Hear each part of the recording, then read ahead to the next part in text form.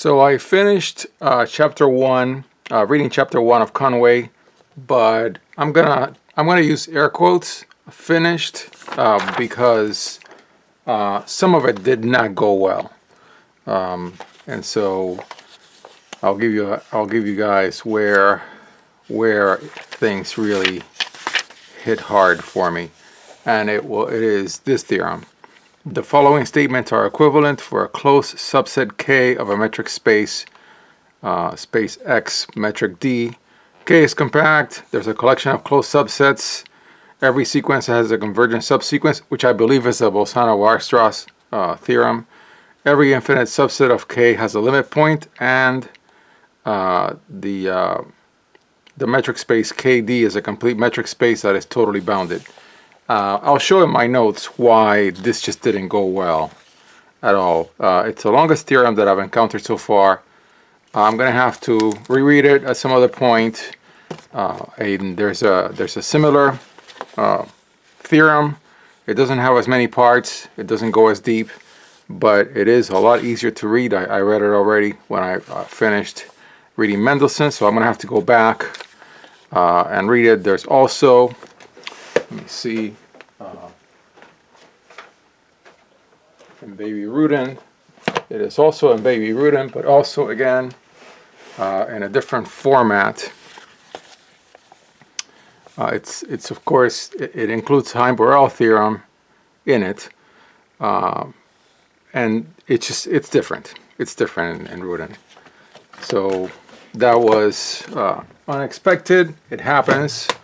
And so another thing that happened with now that I finished chapter one of Conway, it's something that I didn't expect to happen, and it's not pleasant, I believe, when I read a book. The whole point of everything that I'm doing is to be able to decipher Rudin's book, which is great. I mean, it's got a lot of content, and unfortunately nobody has, that I know of, written a Baby Rudin for the 21st century, a Baby Rudin that was published in 2015, an equivalent. It will probably take 2-3 volumes to really expand out with examples and problems that are more like for babies like myself. I don't think it's happened. When I find it, I'll be using it. In other fields, like for example in complex analysis and linear algebra, differential geometry, all these other fields, you can always find modern books that are the ones that you're going to read. I think in the case of real and complex analysis at the undergraduate level, I think this book's got it. So I gotta keep going with my decipherment job, which is I've called the Baby Rudin project. And so what happened with chapter one of Conway is very interesting in a bad way. I do not want to read a book to decipher a book that itself needs to be deciphered. And so yeah. That specific theorem was the one that really drove it home for me. Yeah, it's very jumbled, and I don't know what happened to Conway when he wrote this book, but just like with Rudin, this book is missing like 100 pages for babies, in my opinion. And so, for example, and I'll go to my notes just to show you guys what the magnitude of the issue for me right now is. So this is my reading for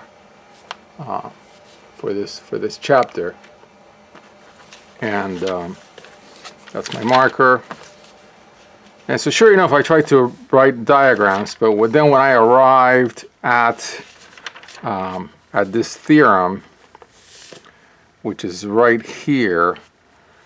Usually in these equivalence theorems, you go, say it's you have A, B, C, you go A to B, B to C, C back to A. I noticed very quickly that Conway was not doing that in this book, that there was not going to be A to B, B to C, C to D, D to E, and E back to A. That's not what happened. So he goes A to B, then he goes B to A. So by now he's completed A and B both ways. Then he does C to D, okay?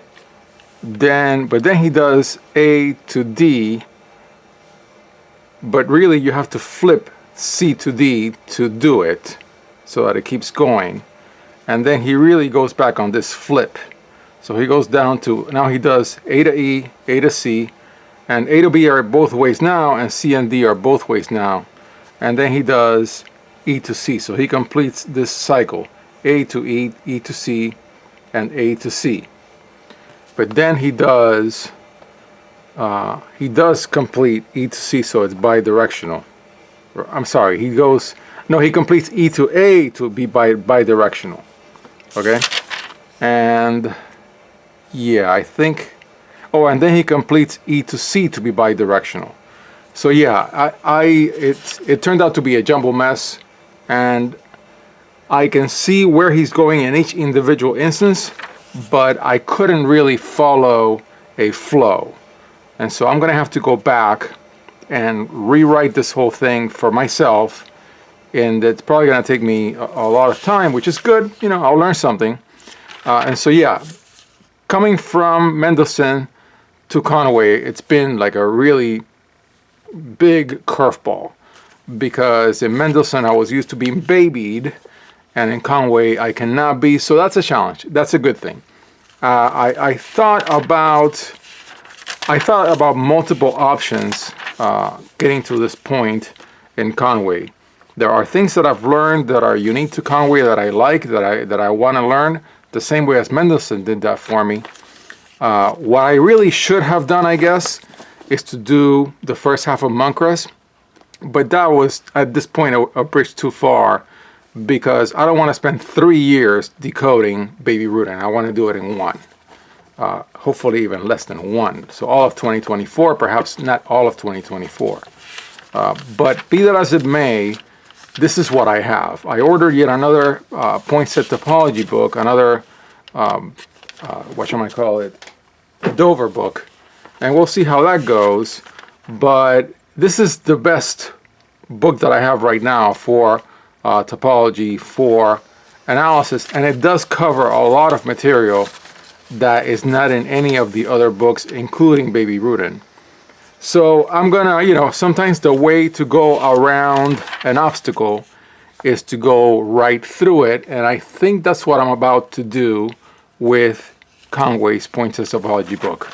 Even though, the book, in my opinion, well, it's got no figures for a Point-Set Topology book, and so I'm drawing a lot of figures, which is fine. I love doing that. But also, yeah, it's easily missing a good 100 pages of content. I would have preferred to see, but also I have to do problems, so I'm going to do problems. And as you can tell from what I'm saying, I'm a little frustrated with this book.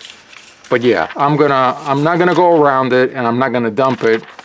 I'm gonna go right through it.